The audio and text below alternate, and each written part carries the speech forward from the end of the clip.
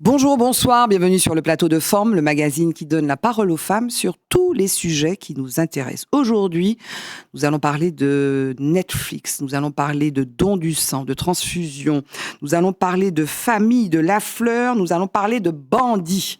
Vous êtes sur Zitata, restez là. Forme, épisode 243. C'est parti. Femme. Femme. Femme. Femme. Femme. Femme. Femme, femme, femme, femme, femme,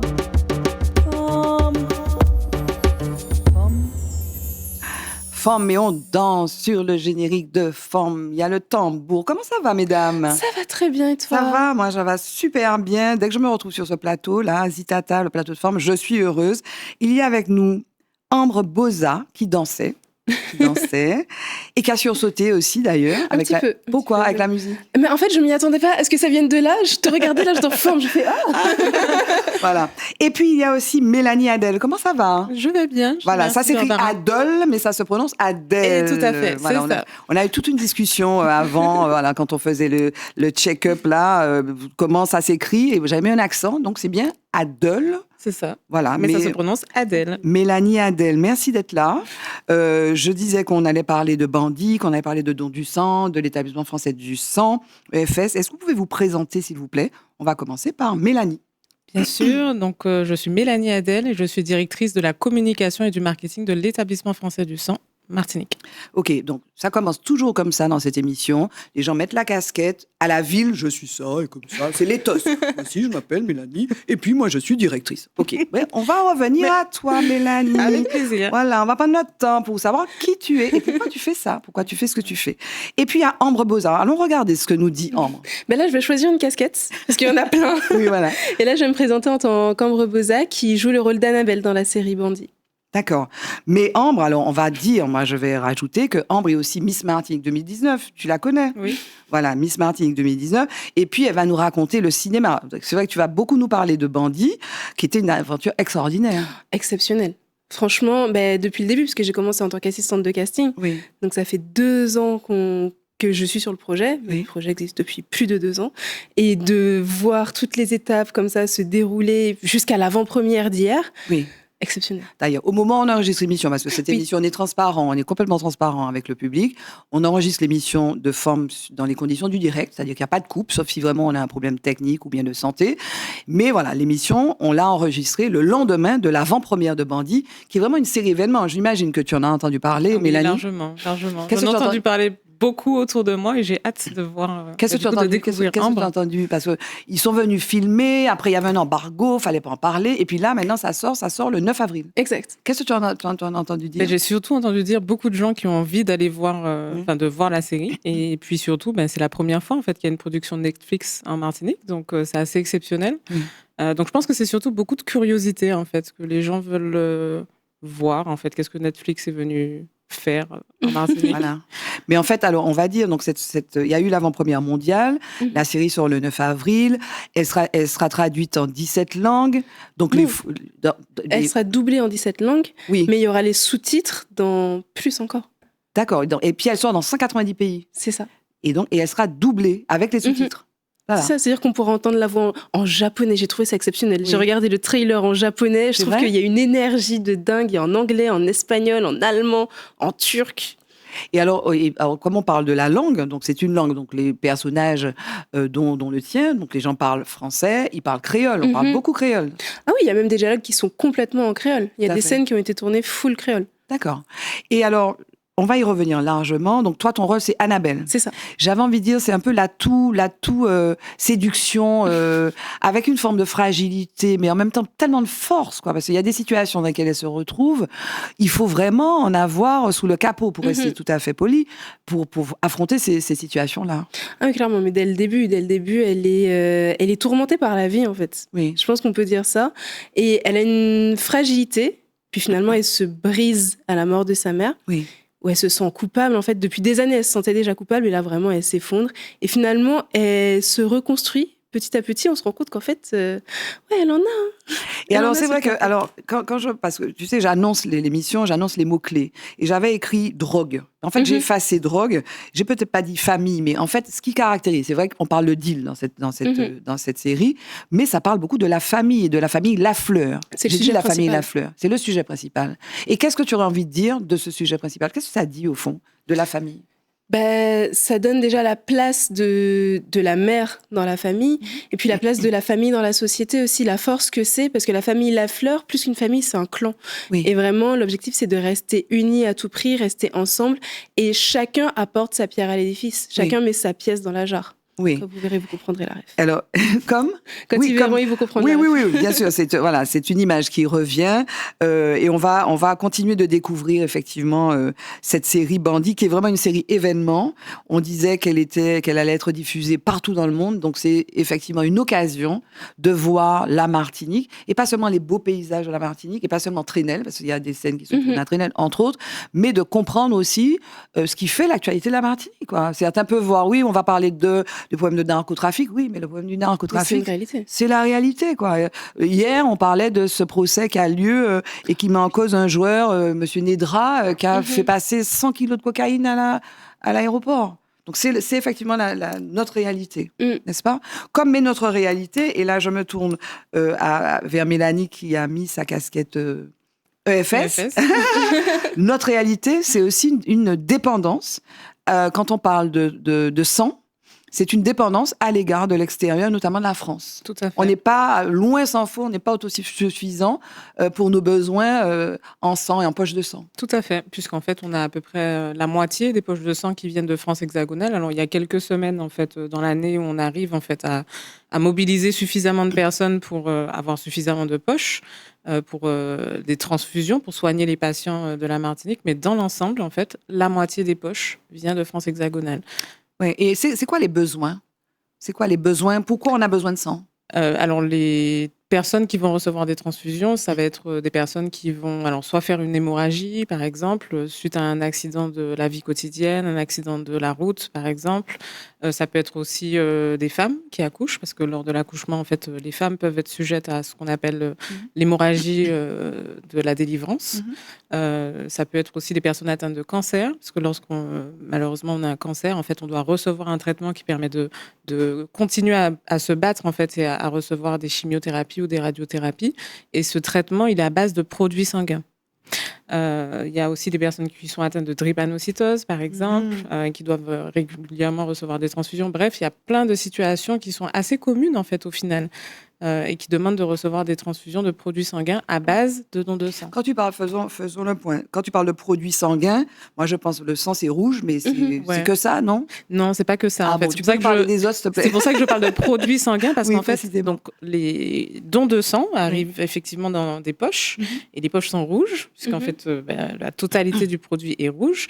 En revanche, dans nos laboratoires à l'Établissement français du sang, en fait, on travaille ces poches pour séparer les différentes composantes du sang, puisque dans le sang, on a des globules rouges, on a des globules blancs, on a des plaquettes et du plasma.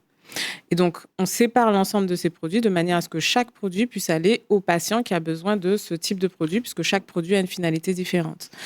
Et donc, effectivement, donc c'est pour ça d'ailleurs qu'on dit, quand on parle du don du sang, qu'un don de sang peut sauver jusqu'à 3 vies, parce qu'en fait, on utilise les 3 produits, globules rouges, plaquettes, plasma, en fait, pour séparer ces produits et les donner, en fait, à 3 patients différents. Est-ce qu'on a un jour été... Tu avais une question, peut-être? Mais en fait, c'est-à-dire qu'on donne jamais vraiment parce que moi, j'ai l'image de la poche de sang que tu... On donne jamais une poche de sang entière à un patient. Ça n'existe pas. En fait. Et puis, c'est traité, surtout. On prend pas, tu t'assois là, on te prend le sang, et puis tiens, tu en as besoin, tiens. Et on donne directement. Non, pas du tout. Et en fait, c'est traité, quand la poche arrive chez nous, en laboratoire, en fait, elle suit 2 circuits différents. Donc, le premier, c'est la préparation de la poche, donc séparer les produits sanguins pour préparer, du coup, 3 poches différentes. Et l'autre process que ça suit en même temps, c'est de vérifier en fait s'il n'y a pas de bactéries, pas de virus. Donc on vérifie toutes les poches pour vérifier qu'il n'y ait pas de risque en fait pour le patient derrière. Et puis d'ailleurs, aussi lors de la prise de sang, moi ça m'est arrivé par exemple de vouloir donner mon sang, mais je ne pouvais pas parce que j'avais voyagé en Guyane par exemple. Tu ne peux pas donner dans n'importe quelle circonstance. Et qu'est-ce que je voulais dire? Oui, pourquoi est-ce qu'on a déjà été autosuffisant?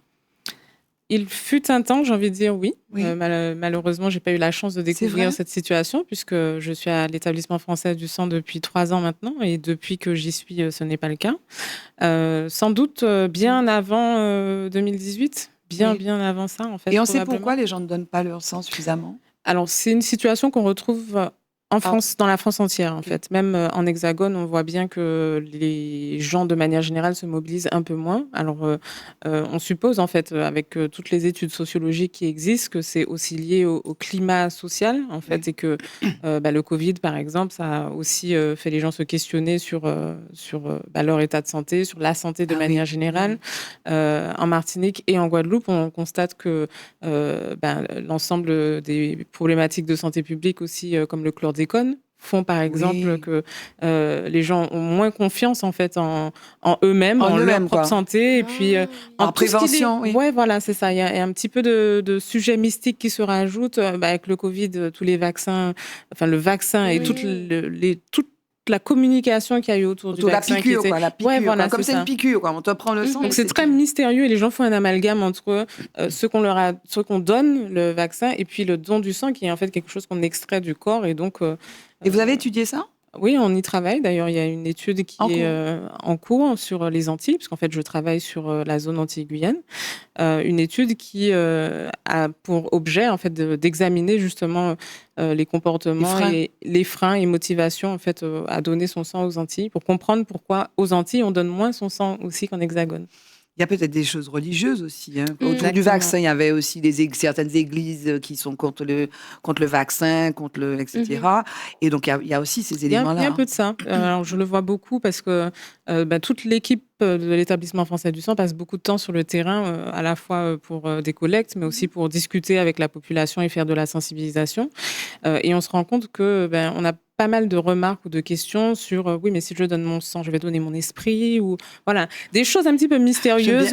Mais c'est très souvent sous la forme de questions. Donc, je pense que on est justement à un tournant où la population est en train de prendre conscience qu'il y a des questions qu'il faut se poser. C'est très bien de se poser des questions, mais par contre, du coup, il faut aussi trouver les bonnes réponses. Et la bonne réponse, c'est que quand tu fais un don de sang, ça permet d'aider des patients qui en ont besoin, sachant qu'aujourd'hui, il n'existe pas de produits, de médicaments, de substituts au sang, en fait. Et puis à la limite, on donnerait ça aux gens qui diraient mais non, qui ça qu'il y a à on va qu'à penser ça, quoi. C'est ça. Tu vois, il y a une forme. Et donc, je me dis peut-être l'idée de nationalisme. On est quand même très nationaliste. On pourrait dire mais on peut être autosuffisant et faire mieux. Surtout qu'à une époque, on l'était un peu plus qu'à 50%. Mais surtout que j'ai envie de dire, on peut parler d'autonomie, d'autosuffisance dans plein de domaines. Oui. On a mis autosuffisance derrière. Ça ne peut pas être possible, en fait, si on n'est déjà pas autosuffisant dans le domaine de la santé. Donc, clair. Si on n'est pas capable de soigner les patients de notre territoire, on ne peut pas imaginer, envisager d'être autonome. C'est pas possible. Mais il faut peut-être sensibiliser. C'est-à-dire que tu as des gens qui ne savent pas, il y a peut-être des freins,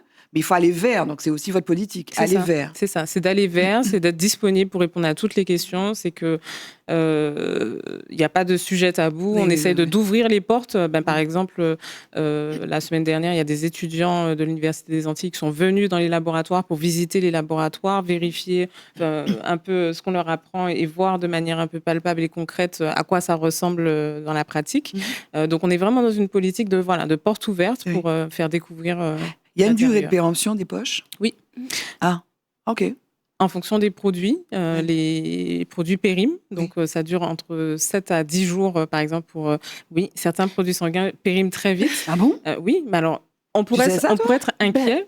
Je pensais que c'était même plus rapide. C'est pour ça que quand tu nous as dit qu'il y avait la moitié qui venait de l'Hexagone, je me suis dit, mais ça a le temps de venir? Comment tu transportes? Justement, c'est une des raisons pour lesquelles il faudrait absolument qu'on prélève uniquement sur le territoire, pour pouvoir s'affranchir en fait de cette contrainte. C'est si peu long la durée de vie. Oui. Pour certains produits, oui. Alors il y a des exceptions pour ce qu'on appelle les groupes sanguins rares.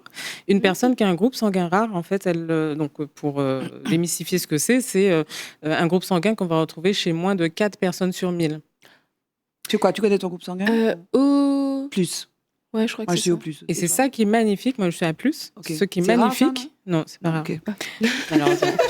J'aurais aimé. Mais... Mais nous, on est universel, nous, non? Et oui, c'est ça. Ouais. Mais alors, ce qu'il faut savoir, c'est qu'en fait, sur un groupe sanguin rare, c'est pas que ce dont on parle communément. Donc, Alors, on c'est quoi? parle de A+, Dis-nous. machin. Il n'y a pas que ça. Il y a ce qu'on appelle le phénotype. Donc, derrière vos groupes sanguins, vos lettres, vous avez tout un ensemble de caractères qui constituent donc le phénotype. Donc, le phénotype, c'est un peu la carte d'identité sanguine. Et donc, chaque être humain a un phénotype spécifique. Ok, qui est unique à chacun. Qui est unique à chacun, mais il y a une énorme partie en fait de ce phénotype qui va ressembler à toutes les personnes qui font partie de la même communauté. D'accord, C'est-à-dire ethnique, on peut le dire exactement, comme ça. qui ont la même histoire ethnique en fait. Nous, Oui, mais du coup, afro-descendants importer, c'est pas martiniquais, forcément nous. voilà. Ouais. Donc c'est ça. Donc nous, afro-caribéens, en fait, on a un On est phénotype particulier. qui est spécifique. Donc, a fortiori, allons donner notre sang. Exactement, parce que ça ressemble pas au phénotype qu'on retrouve majoritairement en hexagone. Mais la question que je me pose, parce que justement en Martinique, il y a énormément de métissage, est-ce que ça veut dire que les phénotypes martiniquais pourraient être exportés beaucoup plus facilement que ceux de l'étranger ne pourraient être importés? C'est-à-dire que si jamais un jour, imaginons, on a on tellement pourrait sauver de plein dons, de vies, quoi. c'est ça. Voilà, il faudrait donner. Ouais. Alors je pense que ça va demander des centaines et des centaines d'années pour en arriver là. Avec l'IA, ça va aller vite. Mais le métissage dans le monde entier, en fait, effectivement, soulève la question. Après, ce qu'il faut avoir en tête, c'est quand les groupes sanguins rares, par exemple, ils peuvent l'être dans une population. Donc, nous, afro-caribéens, on peut avoir du mal à retrouver nos groupes sanguins dans une population asiatique, par exemple.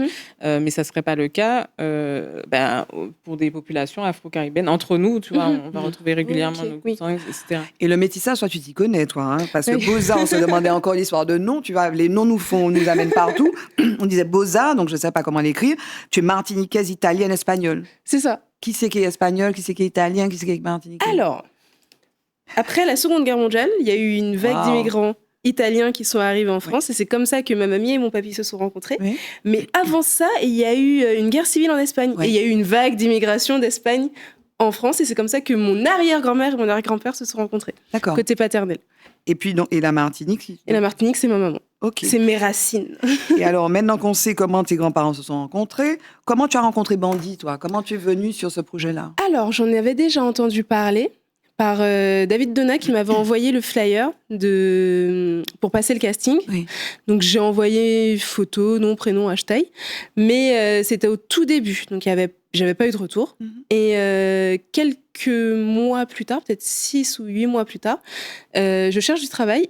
Et là, David m'appelle et il me dit, Monsieur Donat m'appelle, et il me dit, est-ce que tu es dispo? Genre là, maintenant, je voudrais te présenter quelqu'un et si ça match, peut-être que tu auras un travail pour du casting. Moi, je me dis, trop bien, c'est quelque chose que j'aurais Mais comme assistante casting? C'est ça, comme assistante de casting. Donc, j'ai travaillé avec eux sur la première partie, avec Mohamed Belhama.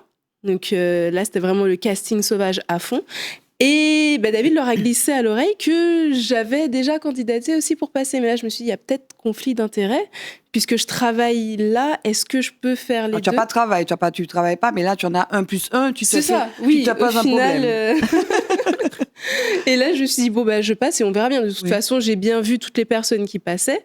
Et franchement, je me suis dit, les chances que je sois gardée, elles sont... faibles. Je dirais pas faible, mais j'avais envie de croire en moi. Mais en même temps, je me dis, mais j'ai vu tellement de gens jouer tellement bien pour le rôle d'Annabelle et tous les autres. Je me suis dit, ils vont avoir beaucoup de difficultés là-bas pour choisir. Et après, il y a eu les callbacks. On a rappelé plusieurs personnes pour le rôle d'Annabelle. C'est ça. En fait, au niveau du casting, il y a plusieurs étapes. Donc, il y a le premier casting. Alors, en plus, là, c'est très particulier parce qu'on a fait beaucoup de casting sauvage. Donc, il y avait des étapes en plus. Il y a eu des milliers hier. À l'avant-première, il disait qu'il y avait 4000 personnes qui avaient été castées. Facile. C'est quoi un casting sauvage? Vous êtes là en voiture? C'est un peu ça. Et vous repérez les gens, quoi. Quand tu fais tes courses, tu vois quelqu'un, tu te dis, ah, lui, il pourrait bien faire Kylian, lui, il pourrait bien faire Fatso. Sur Instagram, tu vois la photo de quelqu'un, tu te dis, ah, mais lui, là, il a une bonne tête, tu lui envoies un message. Parce qu'il y a des gueules, excuse-moi. Ah oui. Tous les personnages, que ce soit Kylian Milor, Kingsley, Fatso, incroyable Fatso, avec son regard comme ça, avec ses boucles d'oreilles. Le petit Léo, Léo. Il y a les gamins sont incroyables. La mère aussi, un peu jeune, mais extraordinaire. Annabelle, Ambre. Il y a Ambre qui est un petit peu la gardienne du temple, voilà. Et puis les malfrats, là aussi, les gars. Et puis, attends, comment il s'appelle le type, là? Sher Khan, c'est le très méchant. Tu n'as pas envie de le rencontrer si tu veux. Pas dans la vraie vie. Non, dans la vraie vie. Tu le vois en dehors tu te dis, mais attends, c'est vraiment toi. Il est détendu, il est chill. Franchement, on n'aurait jamais dit. Et alors, donc, casting sauvage, donc vous êtes là, vous regardez dans les courses, vous allez faire vos courses. Il y a eu beaucoup de démarches. Donc, on avait imprimé des flyers. Oui. Il y a eu en amont déjà du monde qui était parti rencontrer dans les quartiers, sur les blocs, un peu partout où tu peux trouver justement des gueules et des gens qui correspondent finalement au personnage qu'on recherche. Et en fait, avec Mohamed Belhamar, ce qu'on a fait, c'était des impros. Mohamed Belhamar, c'est le directeur de casting de la première partie du casting, parce qu'il y a eu 2 parties. Et donc lui, c'est vraiment spécialité casting sauvage. Et il y a eu presque une mini-formation, en fait, avec les gens qui ont accepté de venir. Et donc, on les prenait pendant une après-midi. Donc, on était tous là et on jouait des petites scénettes improvisées. Donc, on te dit, voilà une situation et on regarde comment ils réagissent, comment ils jouent, comment ils rentrent dans le personnage, leur mimique. Et de là, en fait, tu dis, ah, lui, il a des mimiques qui peuvent aller avec ce personnage, lui, il peut faire ça. Et donc là, il y a une deuxième étape où on leur a donné du texte à apprendre pour voir comment ils jouaient sur un texte. Oui, c'est moins facile, ça. Ah oui, là, on a eu plus de difficultés. Il y en avait qui arrivaient, ils ne connaissaient pas le texte, donc on les a aidés à apprendre le texte. Normalement, en casting, ça ne se fait pas du tout. Là, c'était vraiment unique à la situation. Donc, on les aide à apprendre le texte, on les forme avec Coco, Anka, qui était aussi assistante. On les forme, elle plus, les a vraiment formés, accompagnés pour rentrer dans le personnage, jouer et réussir à passer le casting. Et après, il y a eu une deuxième partie de casting. Là, c'était avec Nadia Charlery. Et donc là, on a repris. Et là, c'était vraiment juste. On a continué le casting sauvage. Donc, essayer de trouver des personnes qui correspondent visuellement ou dans l'énergie à tel ou tel personnage. On leur envoie un texte. Ils viennent avec le texte dessus. Et là, ça part. C'est Eric et Capucine Rochant qui regardent, disent lui, oui. Alors, il y avait plein d'autres personnes. Lui, oui, lui, non. Lui, on veut le revoir sur un autre texte ou sur un autre personnage jusqu'à ce qu'on arrive au moment fatidique où on dit, c'est ça. On a oublié de dire l'essentiel. Donc, créé, showrunné par Eric Rochant et Capucine Rochant. Eric Rochant, c'est le bureau des légendes. Écrit par Eric Rochant, Capucine Rochant, Chris Burton. Donc, en fait, c'est une écriture à plein de mains avec Chris Burton qui tient aussi le lead aux côtés des Rochant, et donc réalisé par Eric Rochant, Mathilde Vallet, Chris Burton, Jimmy Laporal-Trésor. Et alors, les Kylian Milor, donc les maîtres-pièces quand même, on va le dire comme ça, toute la famille est importante, mais bon, les personnages centraux, le tien est effectivement central, mais Kylian / Milor et Kingsley, comment on les a trouvés, ceux-là? C'est des pros, bien c'est aussi... Non, pas du tout. Kylian, c'est une de mes collègues qui allait dans un centre de formation. Et parce que c'était des gens c'est un centre de formation pour justement trouver ta voie, savoir là où tu voulais te développer. Et c'est comme ça qu'on l'a trouvé. D'accord. Et toi, pour parler de toi, tu as toujours... donc, j'ai dit que tu étais Miss Martinique 2019, tu es allée à Miss France. Oui. Mais bon, tu es Miss et puis faire du cinéma, parce que voilà, même si c'est Netflix et la télévision, mais c'est du cinéma. Hein. D'ailleurs, c'était projeté au cinéma. Tu t'es toujours imaginée faisant ça? Tu as voulu être actrice? Mais c'est vrai que je me suis plus souvent imaginée actrice que Miss Martinique. C'est vrai? Quand j'étais petite, j'aimais bien les personnages. Quand je voyais, je crois que c'est Catwoman, quand j'ai vu le film Catwoman. Catwoman. Oh, mais c'est trop bien comment elle bouge et tout. C'est Sally Berry ou pas? C'est ça. Mais cette actrice, je la trouvais incroyable depuis toute jeune. Et je me suis dit, mais les scènes, après, quand il y a eu les Marvel, Avengers, tout ça, je me dis, waouh, les personnages féminins, en plus, qui sont de mieux en mieux. Mais comme ça, quoi. C'est les super-héroïnes que tu aimes bien. Oui, un peu plus, c'est vrai. Ça s'éloigne un petit peu du personnage d'Annabelle, même s'il y a quand même des héroïnes qui sont très torturées aussi, quand on regarde La Veuve Noire, par exemple. Et je me suis dit, mais en fait, parce que j'aime sauter partout, je suis un peu casse-cou, et je me dis, mais ça doit être trop bien de rentrer dans un personnage et puis de faire des trucs que tu ferais pas dans la vraie vie. Moi, un truc que j'aurais, un objectif de vie que j'ai maintenant que j'ai un pied dans le cinéma, c'est d'être payée pour casser une voiture. Faire un accident de voiture. Parce que je me dis, j'en ai déjà fait dans la vraie vie, j'ai l'expérience. Donc, si jamais il y a une scène de cascade où le personnage, il part je sais pas, il fait un truc et il casse la voiture, je peux le faire. Mais ceci dit, dans la série, là, c'est pas le premier épisode, je sais plus lequel, l'avant-dernier ou 4e, je sais plus, où on se dit que tu vas peut-être casser un truc, hein. Oui, quand tu dis à Jesus, viens, j'ai un truc à te dire et tout, on se dit, elle va casser un truc, qu'est-ce qu'elle va casser? Est-ce qu'elle casse le gars? Est-ce qu'elle casse le plan? Mais on se dit, waouh, il va se passer un truc. On n'en dit pas plus. Je vous propose qu'on regarde la bande-annonce. Oh oui. Parce qu'on a la bande-annonce. On la regarde. L'histoire que je vais vous raconter aujourd'hui, c'est l'histoire de la vie. La vraie vie pourrie. Désolé pour ta maman. Qu'est-ce qui va se passer, tu penses? Il va se passer qu'ils vont placer les petits.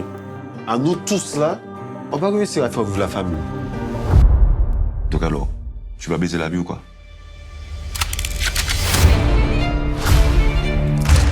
Phase 1, vente en local, je suis rodé. Phase 2, exportation artisanale vers la France. Phase 3, exportation à grande échelle. C'est ce que je veux. C'est ambitieux, mais ça suffit pas. Mais vous en avez pas marre de vivre dans un taudis, de compter les sous? Il est où? Je sais pas. L'argent de la drogue, c'est pas notre vie, putain. Toi, à quel âge? 16 ans. Si tu me plantes, je te découpe toi et toute ta famille. Tu sais ce que c'est un collatéral? Je jure, tes frères, je dalle. On a dit pas les petits, putain. Maintenant, il vient les menacer. La vuelta es una garantía. Son go malade. Comment t'as pu arriver jusqu'ici? J'avais pas le choix.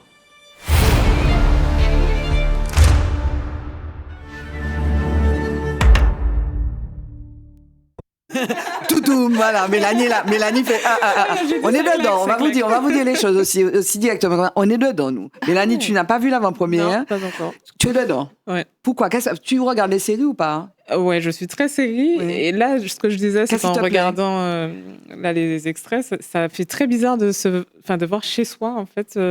Et justement, avec le tout doom à la fin, c'est presque irréaliste, en fait. Ouais. En fait, moi, j'avoue que, alors, je vais faire ma frimeuse, hein, d'accord? Comme je présente l'émission, on m'a donné accès aux épisodes. Donc, j'attends le dernier parce que c'est trop triste. Enfin, bref. Et donc, si tu veux, au début, j'ai du mal, tu sais, cette distance, on l'a pas. On connaît le port, on connaît machin. Ouais. Alors, on a vu dans la bande-annonce, c'est vrai que les types ont des figures, quoi, des gueules, on le dit comme ça. Et il y en a un que j'aime bien. J'aime bien le dialogue, tu sais, JC, quoi. JC, j'aime beaucoup. Et Fatso aussi. Fatso, c'est pas un rôle principal, mais il est indispensable, Fatso. Il est indispensable. Et lui, c'est vrai, moi, j'aime beaucoup ces personnages-là, comme Ambre aussi. On s'attache à tous. Et Léo, le petit Léo, là, qu'on voit dans la bande-annonce. Mais avec il est trop fort. Et alors, tu me disais, JC, Fatso, tu as une forme de fierté parce que... Oui. En fait, Fatso, c'était une illumination. On a galéré sur ce rôle. Franchement, il était dur à trouver. Oui. On a passé du temps. Et là, j'ai une illumination parce que j'ai fait des micro-trottoirs à un moment donné dans ma vie. Je continue encore un peu. Et je me dis, mais il y a un gars, il m'avait marqué. Je l'avais interviewé, mais sur un truc qui n'a rien à voir. Hein. C'était les jeux d'argent, les jeux de chance. Parce que tu as travaillé avec RCI aussi, toi. Oui, RCI, Tu as fait Lumina Vacances au TV, pays, exactement. Voilà, oui. Et c'est pendant ces occasions-là. Ces occasions que je l'ai rencontré. Et en fait, je l'avais retenu en tant qu'artiste, parce qu'il est aussi graphiste, et j'aimais bien ce qu'il faisait. Donc, je me suis abonnée à lui sur Instagram. Et on s'est jamais reparlé. Et là, je suis avec Nadja, et on galère sur Fatso. Je dis, mais attends, mais il y a un gars, je suis sûre que ce gars-là, c'est Fatso. Je lui envoie un message sur Instagram. On s'est jamais reparlé depuis. On s'est jamais reparlé depuis peut-être 5 ans. Je lui dis, salut, est-ce que ça te dirait de passer un casting? Et il m'a dit après coup, mais quand j'ai reçu le message, je me suis dit, mais elle se moque de moi, c'est bizarre. Elle s'est fait hacker son compte, c'est bizarre, c'est une arnaque. Et il est quand même venu, et direct, c'était lui. Tu as vu le personnage, tu vois, il a les yeux un peu tombants, et ça correspond bien parce qu'il faut à la fois, il a une présence physique, quoi, il est costaud, et en même temps, il est en retrait, on va pas dire quel personnage il tient, mais vraiment, il a le physique de l'emploi, quoi. Mais je suis d'accord avec toi, on a du mal, si tu veux, les premières fois qu'on voit, on a eu des films, il y a eu des documentaires, il y a même des séries qui sont filmées ici, mais ça parle effectivement de chez nous. À un moment, je crois que c'est la fierté aussi de Chris, on a filmé à Ozanam. Oui. Dans un appartement d'Ozanam. Moi, j'ai grandi à Ozanam. Quand je vois ça, j'ai vu ça, j'ai sursauté. Tu vois, tu reconnais. Donc, si tu veux, tu risques d'avoir le choc. Comment tu t'es identifiée à Annabelle pour rester sur ton personnage? Je pense qu'il y a cette fragilité, ce truc où tu sens qu'à n'importe quel moment, ça peut casser. Je l'ai vécu à un moment donné. Et je sais pas si c'est une bonne chose, mais j'avoue que j'ai utilisé un petit peu mon vécu aussi pour interpréter le personnage. Après, bon, rien à voir avec l'histoire d'Annabelle, hein, qu'on soit clair. Mais oui, et puis franchement, il y a des scènes, la scène où tu dis où elle a tout cassé. Oui. Enfin, j'ai dit, je sais pas. Où on s'est posé la question. Elle aurait pu tout casser. Cette scène en question, où mais c'était trop bien joué. C'est vrai. Mais je pense que, je sais pas, j'ai envie de dire, en tant que femme, il y a tout un moment donné où on s'imagine comme ça, péter un peu un câble et puis partir en toupie. Et là, franchement, c'était cool. C'était jouissif. Ouais. Parce que c'est un truc que tu peux pas le faire dans la vraie vie. Oui. Et est-ce que, parce que moi j'ai lu sur les réseaux, des gens qui disent oui, encore un truc qui parle de drogue. Effectivement, ça parle de drogue, ça parle de narcotrafic. Qu'est-ce que ça t'évoque, ça, toi, Mélanie? Tu as regardé ABA, donc ça te donne envie. Qu'est-ce que tu penses de cet argument-là, toi? Malheureusement, ça peut aussi ressembler au quotidien de la réalité martiniquaise. Et c'est une fiction, c'est pas un documentaire, c'est une fiction. Ah oui, clairement. Je vous propose qu'on fasse un petit break, focus.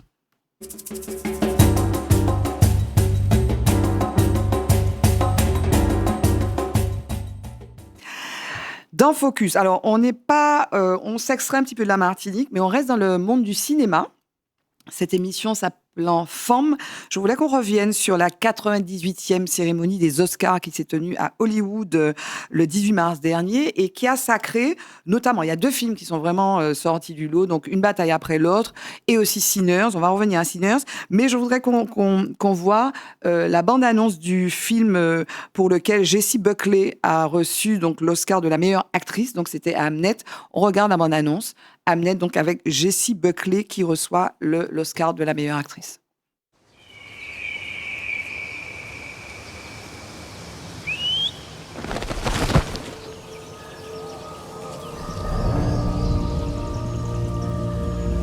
Is it true? You know everything about a person by touching them here? Not everything. He's got more inside of him than any man I've ever met. Who are you looking for? William Shakespeare. I have no talent for waiting. The women in my family see things. What do you see? I see a landscape. Oceans. You're having twins, my girl. Undiscovered countries. What do you wish to do, Hamlet? I shall be. Voilà, donc l'Oscar de la meilleure actrice pour Jessie Buckley, donc pour ce film Hamnet qui a été réalisé par une femme, Chloé Zhao, qui avait obtenu l'Oscar du meilleur film en 2021. Et puis on reste juste pour finir sur la cérémonie des Oscars. Je voulais parler de Sinners, donc c'est pour ça. Pour parler de Autumn Durald Arcapo, qui a reçu le prix de la meilleure photographie. C'est la première fois qu'une femme reçoit cet Oscar. On regarde donc sa prise de parole. Elle a réagi sur les réseaux. I'm so honored to be here, and I really want all the women in the room to stand up, because I feel like I don't get here without you guys.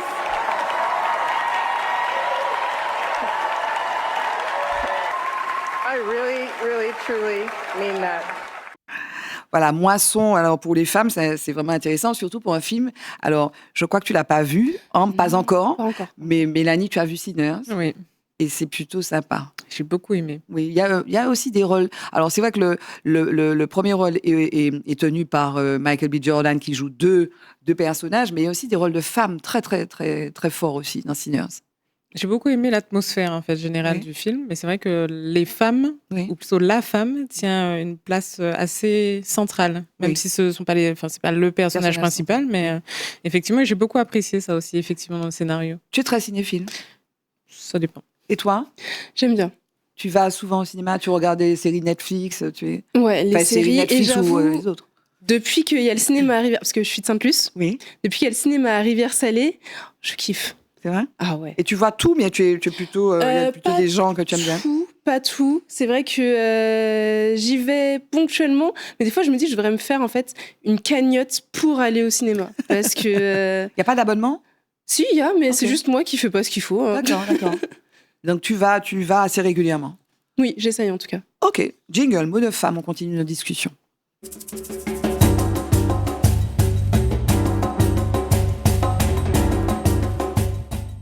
Voilà, elle aime bien. Moi, j'aime bien qu'elle aime bien le jingle de Forme. Donc, je suis avec Mélanie Adel et Ambosa. On parle de l'EFS, Établissement français du sang. On a parler de notre dépendance à l'égard du sang qui vient, ou des produits sanguins qui viennent de l'extérieur.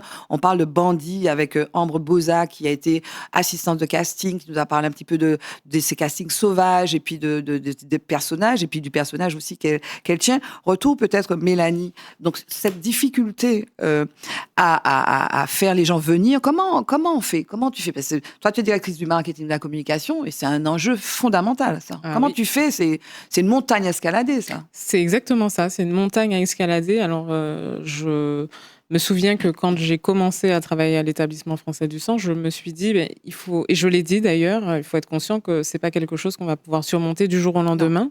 Ce sont des bases, en fait, des fondations à reconstruire ou à construire. Donc, prendre le temps, justement, d'aller à la rencontre des Martiniquais, répondre aux questions, ouvrir ses portes, en fait, ça prend du temps.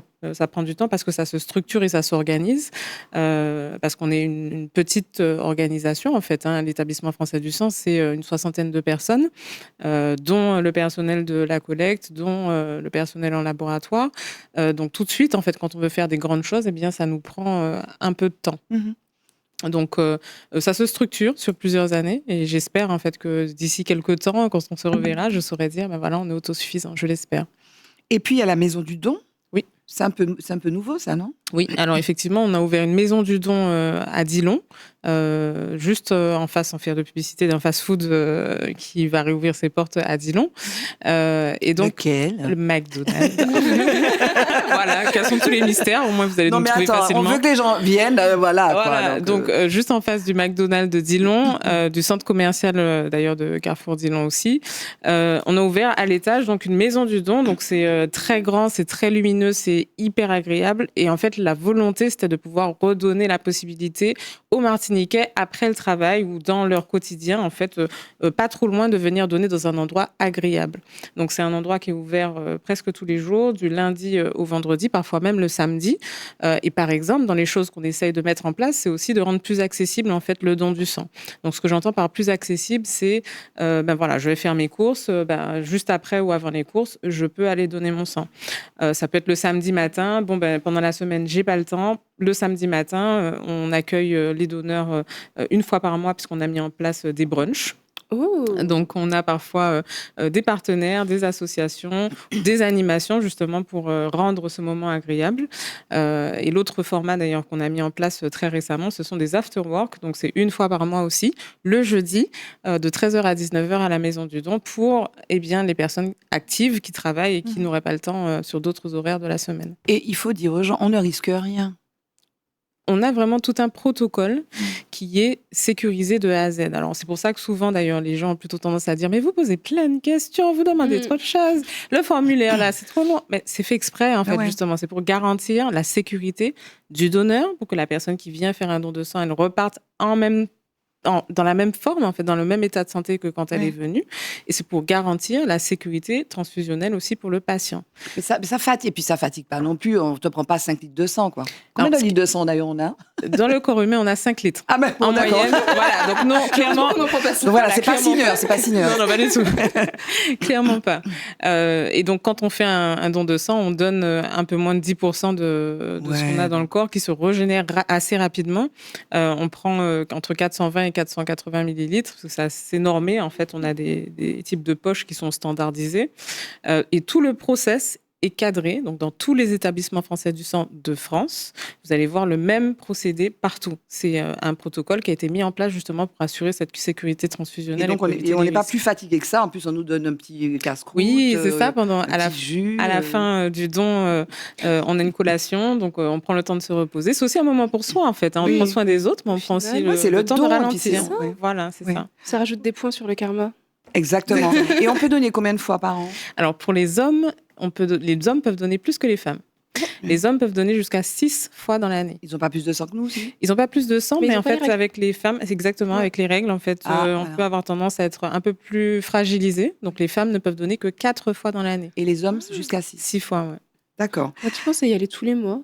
Non, c'est pas possible. Alors, ça dépend. Si tu choisis Je sens que tu vas aller régulièrement, toi. Si tu choisis de faire des dons de plaquettes, donc Donc tout à l'heure, j'expliquais qu'on a différents produits sanguins dans le corps. Aux Antilles, on peut faire soit un don de sang, dans ce qu'on appelle le don de sang total, c'est ce qu'on fait en camion généralement. Ça se fait aussi à la maison du don, mais on peut aussi faire ce qu'on appelle uniquement un don de plaquettes au travers c'est un procédé qui s'appelle l'aphérèse. En fait, l'aphérèse, c'est le fait de filtrer en fait le sang, et donc on ne récupère que les plaquettes directement depuis la veine. Donc, dans la veine, en fait, on a une sorte de machine qui crée un circuit fermé, sécurisé, donc pour éviter qu'il y ait des bactéries extérieures qui n'y pénètrent. Et ça ne récupère que les plaquettes et ça restitue, en fait, le reste du sang. De manière à ce qu'on puisse, en fait, donner des plaquettes plus régulièrement. C'est génial. Super. Et toi, maintenant que tu as été Miss Martinique, tu veux faire du cinéma, maintenant, combien de temps tu as tourné sur le... on a tourné. Le tournage a commencé en janvier, il s'est fini première semaine de juillet. Et tu as tourné tout Non, pas tous les jours. J'avoue que je saurais pas dire combien. Parce que j'ai vu, donc j'ai les chiffres clés, donc 114 jours de tournage, 107 jours en Martinique. Toi, tu as voyagé un petit peu? Oui. Tu as voyagé, on a vu d'ailleurs où tu as voyagé. 110 techniciens en moyenne par jour, 60% de techniciens de Martinique, Guadeloupe et Guyane. 82 rôles en Martinique, 75 sont interprétés par des locaux, donc 32 le nombre de langues dans lesquelles la série est sous-titrée, 17 le nombre de langues dans lesquelles la série est doublée, et 0 le nombre de jours en studio. 0 jours de studio. C'est tout en paysage naturel. Et on voit cette vue là, au début sur Trenel, de jour comme de nuit. Mais alors, je reviens à la question que je te posais. Donc, maintenant que tu as goûté à cette expérience extraordinaire, tu vas rester dans ce milieu-là, toi? Ah, j'espère. Maintenant, il faudra... forcément, ça va être du travail. Il faudra continuer. Déjà, espérer qu'il y ait une saison 2. Oui. Mais ça dépend de vous. Comment vous recevez la série, comment elle est streamée. De ce que j'ai compris, il y a plein de choses qui sont prises en compte pour qu'il y ait une saison 2. Donc, j'espère que le public va kiffer. Et au-delà de Netflix, oui, j'aurais voulu me développer sur Netflix, dans peut-être cinéma aux États-Unis. Mais tu as fait de l'acting ou pas, toi? Tu as appris ça? Alors... J'ai fait du théâtre quand j'étais collège, lycée. Mais c'était vraiment parce qu'en fait, à l'époque, j'avais peur des gens. Et j'osais pas parler. Enfin, j'avais une sorte de timidité. On dirait pas du tout. Je tiens à le dire. Voilà, mais tu sais que ça arrive souvent. Des gens qui sont, je sais plus, Axel René par exemple. Mais j'étais très timide, mais je suis Miss Martinique, je vais à Miss France. En fait, c'est le remède, tu sais. Mais clairement, très clairement, c'est hyper thérapeutique, je trouve. Et moi, c'est Suzy Singa qui m'a fait. Quand on te dit sortir de ta zone de confort, elle m'a donné un coup de pied. Elle m'a mis en dehors de ma zone de confort à l'époque, parce qu'elle m'a fait faire le rôle de la folle dans une pièce de théâtre. Et elle joue dans le film d'ailleurs. Oui, exactement. Elle est la mère de Sher Khan. C'est ça. Ah, trop contente de l'avoir jouée. Et en plus, elle joue en créole. Oh là là là là, c'est trop bien. Et c'est elle donc qui t'a un peu secoué. C'est ça, depuis jeune, puisque j'ai commencé avec elle. Et après, j'ai continué sur d'autres choses, plus le domaine artistique, puisque j'ai fait mes études là-dedans. Et quand j'ai commencé à m'intéresser plus à l'audiovisuel, donc vers 2020, j'ai guetté, j'ai passé des castings. Et il y a des formations, en fait, de temps en temps. J'avais fait une formation face caméra C'était un stage, c'était pas une formation, c'était un stage de 2 semaines avec Nadia Charlery, justement. Ok, parce que j'ai vu, donc je suis allée sur ton Instagram, ou dans Facebook. Tu as un Facebook, récap de mon année 2025. Oui. Donc, je serai Jean Gouin, j'ai peur de ne pas en avoir fait assez, de ne pas avoir suffisamment réussi l'année passée, de ne pas être capable de tout donner pour que la suivante soit la meilleure possible. En revoyant mon année, je me rends compte qu'en 2025, j'ai surtout fait un pas décisif. J'ai démarré une nouvelle carrière qui m'a profondément rassurée sur mes choix pour l'avenir. Aujourd'hui, je sais que je veux travailler dans l'audiovisuel et le cinéma, plus que jamais, que ce soit en tant qu'actrice, assistante sur les castings ou sur les tournages. Voilà, exactement. Oh, wow, ça fait trop bizarre de l'entendre lire. Ah, mais j'ai regardé, j'ai un peu bossé quand même. Waouh. Et voilà, donc c'est ça. Donc tu veux, et puis tu es tombée amoureuse de La Réunion, si tu dis. Oui. Peut-être que tu vas tourner à La Réunion. Qui sait. Mais j'espère. Mais La Réunion, c'est une île fantastique. Là, en ce moment. Alors, quand ça va sortir, je sais pas. Mais en ce moment, le volcan est en éruption. Oui. Et c'est incroyable. Ça fait depuis 2017 qu'il n'y avait pas eu de coulée de lave qui avait coupé la route principale. Oui. Et j'ai passé 1 mois là-bas. Et j'ai toujours un peu jugé les gens qui disent « Oh là là, je suis tombée amoureuse de cet endroit, c'est exceptionnel ». Je dis Ouais, arrête, t'exagères. Je suis arrivée à la Réunion, j'ai fait... pas touriste, quoi. Oui, c'est ça. Voilà. Et arrivée à la Réunion, j'ai fait, bon, bah, je comprends, hein, je comprends. D'accord. J'adore cette ensemble. Mais vraiment, je me suis dit, oh là là, mais c'est ridicule. Qu'est-ce qui t'a plu? Qu'est-ce qui te plaît? Mais tout, en fait, c'est que je me dis, c'est une île comme la Martinique, je m'attends à retrouver des similitudes que j'ai retrouvées, mais c'était tellement différent. En fait, ils n'ont pas du tout le même métissage que nous. Oui. Au final, ils ont des communautés, par contre, complètement différentes. Ils ont vraiment des grosses communautés. Et puis, les paysages, j'avais jamais vu ça. Tu peux te retrouver dans un cirque. Oui. En gros, c'est un effondrement de cratère. À Mafat, où c'est ça. Oui, voilà. Mafat, Sillaos. Oui. Il fait froid. Oui. Moi, je m'y attendais pas. La nuit, il fallait un pull, 2 pulls, 3 pulls. Oui. Et en fait, t'es là et partout où tu regardes, tu ne vois pas la mer alors que t'es sur une île. Ouais. Et ça m'a énormément surprise. Et en fait, t'as des paysages différents. C'est ça, oui. De la verdure partout, des montagnes immenses, enfin, la nature, la rivière, c'est exceptionnel. Ouais, non, tu connais, Mélanie. Voir ces paroles, parce que moi, je ne connais pas la Réunion. Oui, il faut découvrir. Il fallait, oui. En fait, tu sais, on est un peu ethnocentré. On est sur une île, et puis comme on dit les Outre-mer, on a l'impression que tout le monde ressemble. Non, si tu vas à Wallis, c'est pas pareil. Tu vas à Nouvelle-Calédonie, c'est pas pareil. C'est des pays différents, quoi. Et effectivement, et le métissage est différent. C'est ça, c'est pas du tout. Je m'attendais vraiment à voir des gens comme en Martinique, et en fait, oui, mais non. À 6 minutes 51 de la fin de cette émission, hein, ça passe vite, hein, tu as vu, il faut qu'on parle d'un homme. Alors, c'est vrai que dans Bandit, il y a des hommes, mais il n'y a pas de... Ah si, le père, j'avais dit. Mais si, il y a le père, j'avais oublié le père. Mais si, bon, ok. Donc, mais il faut qu'on parle d'un homme. Il faut parler d'un homme, Mélanie. Est-ce que tu peux parler d'un homme? Oui. Vas-y. Je peux parler de mon papa. Comme tu veux. Mon papa qui est maintenant décédé. Qui s'appelait Hugues Adel. Oui. Et en fait, mon papa a eu un cancer il en est décédé, mais qui a amené pour lui la réception de transfusion. Donc, il a été transfusé. En fait, la petite histoire, c'est parce que tout ça, ça me permet de vous expliquer aussi pourquoi j'ai à cœur de partager en fait tout ce que je sais à l'établissement français du sang et à faire prendre conscience à la population de donner son sang. C'est qu'en fait, je donnais déjà mon sang auparavant, mais je pense que j'avais pas conscience de à quel point c'était précieux ce que je faisais. Et puis un jour, j'ai donné mon sang et en fait quelques jours plus tard, j'ai appris que mon père venait de recevoir une transfusion parce que c'était juste après.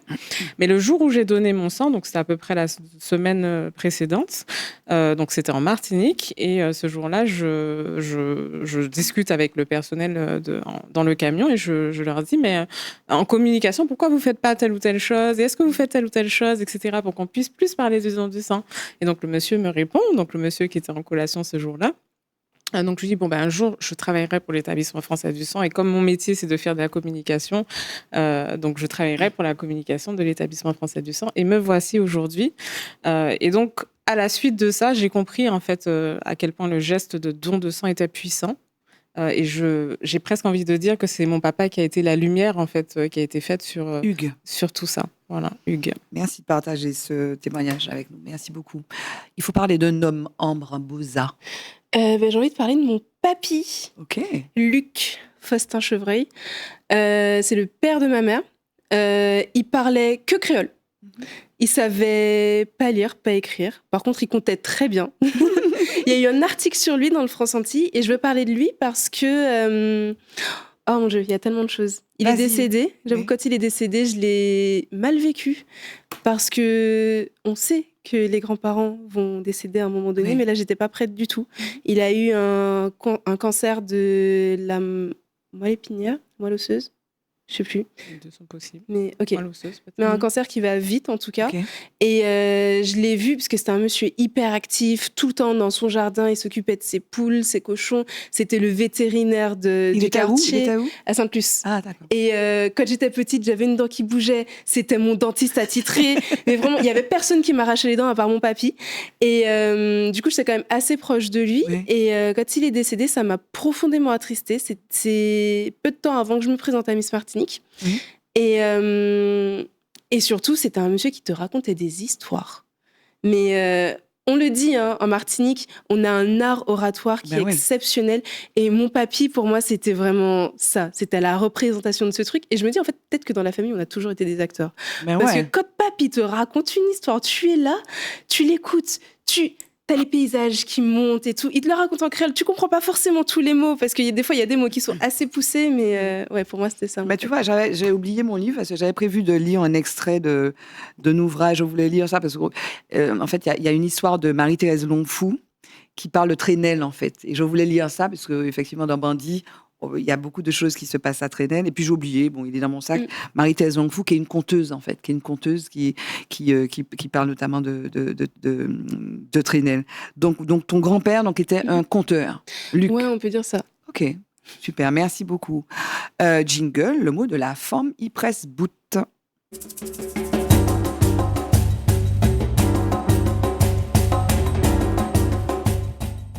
Voilà, on se dandine sur nos sièges à 2 minutes 30 de la fin. Nous allons fermer boutique, n'est-ce pas? Forme se termine avec nos 2 invités, Mélanie Adel et Ambre Boza.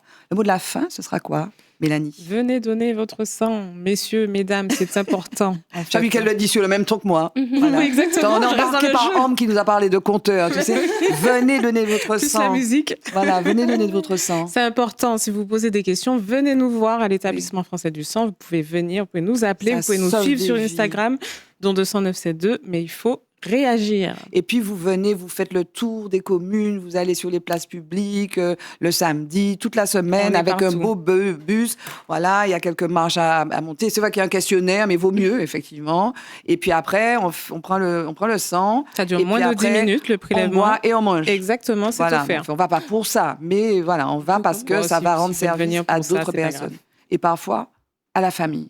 Exactement. Et tu nous en as fait la démonstration. Le mot de la forme, ce sera quoi, Ambre?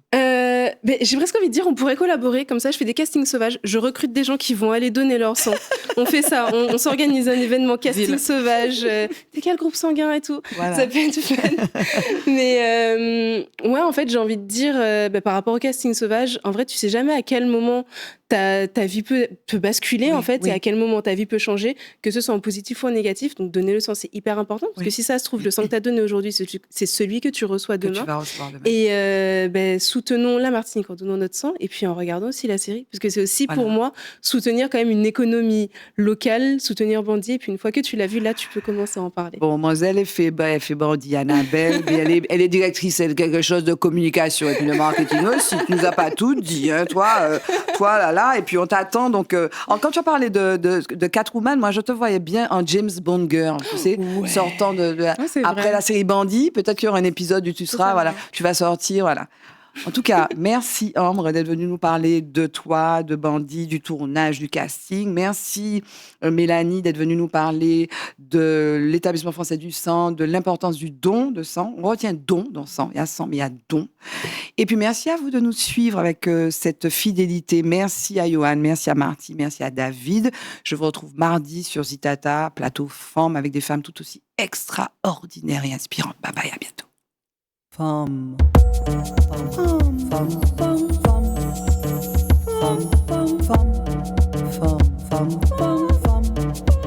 Femme.